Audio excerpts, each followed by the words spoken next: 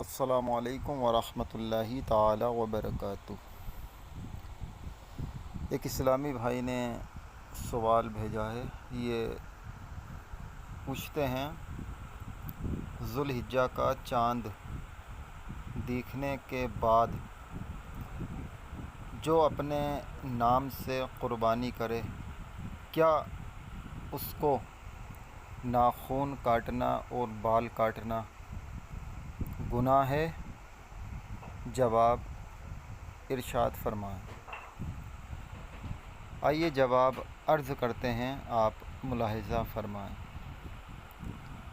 جو شخص قربانی کرنے کا ارادہ رکھتا ہے، اس کے لیے ذو الحجہ کا چاند ہو جانے کے بعد سے لے کر بال اور ناخن نہیں کاٹنا یہ مستحب عمل ہے اور ثواب کا کام ہے، یعنی ناجائز یا گناہ نہیں ہے بلکہ مستحب ہے، اور نہیں کرے گا یعنی نہیں کاٹے گا تب ثواب پائے گا۔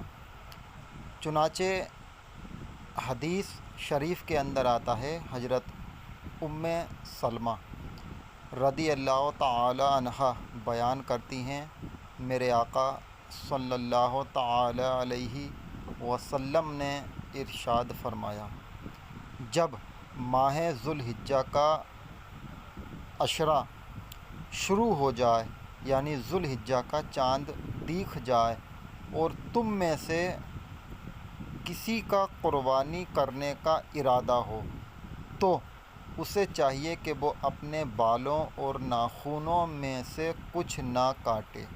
یہ صحیح مسلم شریف کی حدیث پاک موجود ہے، یعنی جس کا قربانی کرنے کا ارادہ ہو تو اسے چاہیے کہ وہ اپنی قربانی ہو جانے تک اپنے بال اور ناخن کاٹنے سے رکا رہے۔ اس حدیث کے تحت ہمارے فقہاء کرام نے لکھا ہے کہ یہ ممانعت کراہت تنزیہی ہے، یعنی ناجائز یا حرام نہیں ہے، صرف کراہت تنزیہی ہے۔ لہٰذا عشرہ ذو الحجہ میں بال اور ناخن نہ کاٹنا یہ مستحب عمل ہے، اور اس کے خلاف عمل کرنا یہ ترک اولیٰ ہے، یعنی مکروہ ہے۔ یعنی اگر کسی نے ذو الحجہ شروع ہو جانے کے بعد قربانی سے پہلے بال یا ناخن کاٹ لیے تو اس کا یہ عمل ناجائز یا گناہ نہیں ہوگا بلکہ صرف خلاف اولیٰ کہلائے گا، اور اگر کوئی عذر ہو یا بال اور ناخن بہت بڑھ چکے ہوں تو ان کے کاٹنے میں کوئی کراہت نہیں ہے بلکہ کاٹنا چاہیے۔ اگر غیر ضروری بال یا ناخن کاٹے ہوئے 40 دن پورے ہو رہے ہوں تو اب قربانی سے پہلے ناخنوں کا کاٹنا ضروری ہے۔ یہ مسئلہ یاد رہے، یعنی اگر 40 دن ہو چکے ناخن نہیں کاٹے تو اب قربانی کا انتظار نہیں کیا جائے گا بلکہ اب ناخنوں کو کاٹنا ہی ضروری ہوگا۔ کیونکہ اب ناخن کاٹنا یہ واجب ہے، اور واجب کے لیے مستحب کے لیے واجب کو نہیں چھوڑا جائے گا۔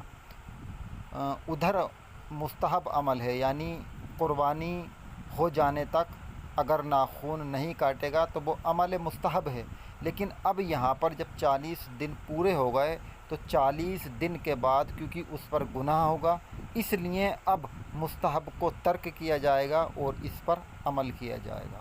امید ہے کہ آپ کی سمجھ میں یہ مسئلہ آ گیا ہوگا۔ واللہ ورسولہ اعلم بالصواب۔